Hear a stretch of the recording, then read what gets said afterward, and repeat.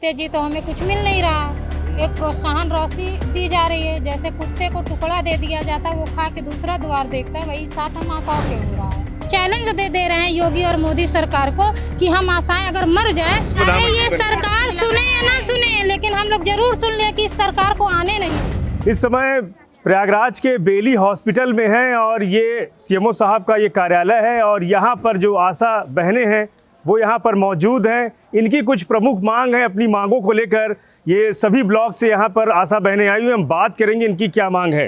क्या नाम है आपका? रंजना भारतीय आशा, ब्लॉक चाका। अच्छा, क्या मांग है? क्या किस मांग के लिए आप लोग यहाँ पहुँची सभी लोग?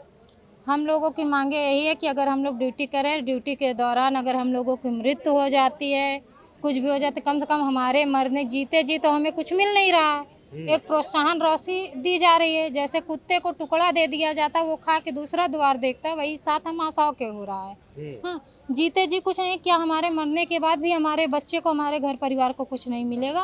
अभी हाल में ही हमारी आशा बहन अपने परिवार को छोड़ करके चली गई। उसके 5 साल के बच्चे हैं, 2 साल के बच्चे हैं, कौन देखेगा? 6 महीने पहले उसके घर में आग लग गई, तब पर भी कोई कर्मचारी देखने नहीं गया, ना ही उसको कोई सहायता मिली।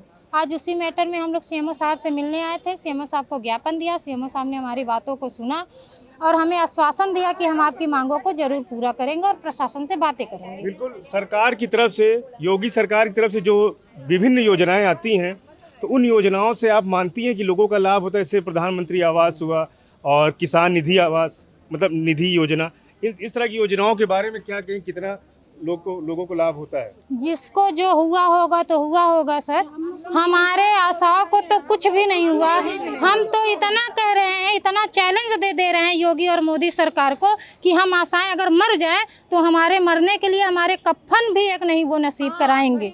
आवास भाड़ में जाए, उनका गैस सिलेंडर भाड़ में जाए, हर चीज़। आज किस आशा को कौन सा आवास मिला, कौन सा जननी सुरक्षा योजना मिला, कौन सा उसको सिलेंडर मिला, कौन सा उसको क्या मिला?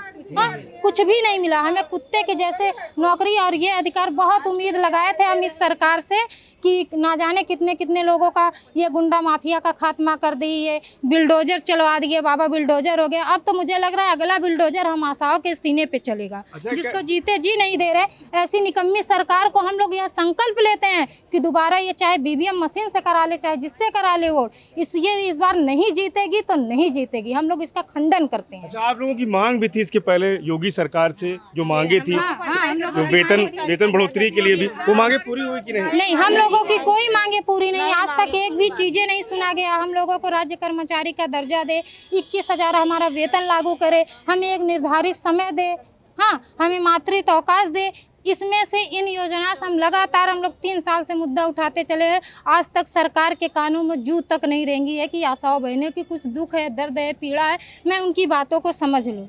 सुनते सुनते ये सरकार चली भी जाए, ये अब नहीं सुनेगी और ऐसे सरकार को मैं दोबारा मौका नहीं दूंगी कि तुम सुनो।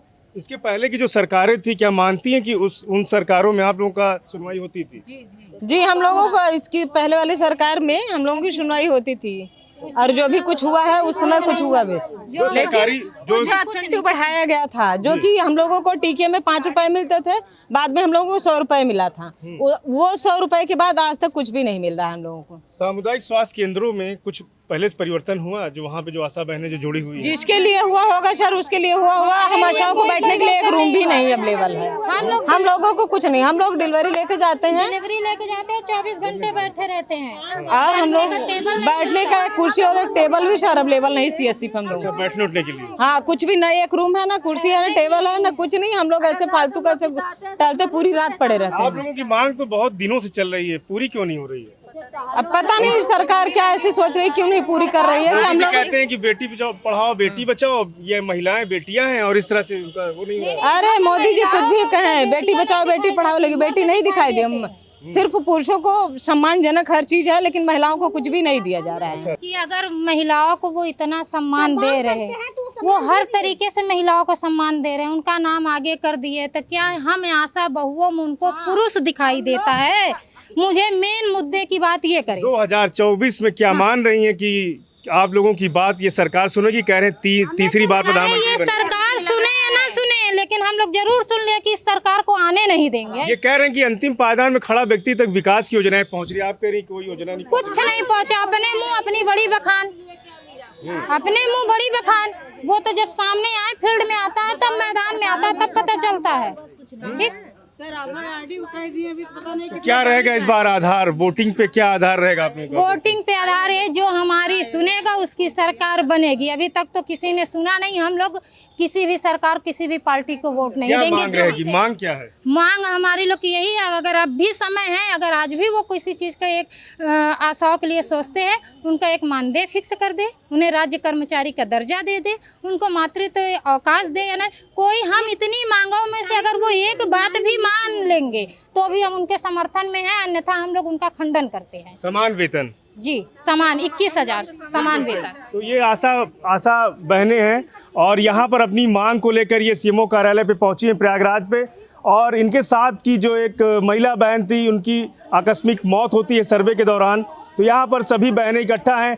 इनकी मांग है कि प्रदेश की योगी सरकार से विभिन्न मांगे अपनी ये लोग मांगे थे, समान वेतन की भी बात किए थे, लेकिन ये योगी सरकार में इनकी इन मांगों को ठुकराया गया। ऐसे में 2024 का लोकसभा चुनाव है और आशा बहुओं ने ठाना है कि इस बार मोदी सरकार को परिवर्तित करना है।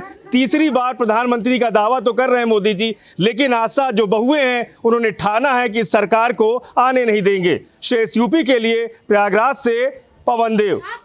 यूपी की हर खबर देखने और उनसे अपडेट रहने के लिए हमारे चैनल श्रेष्ठ यूपी को सब्सक्राइब और लाइक करें। साथ ही बेल आइकन को दबाना ना भूलें, जिससे हमारे हर वीडियो की जानकारी आप तक पहुंचती रहे।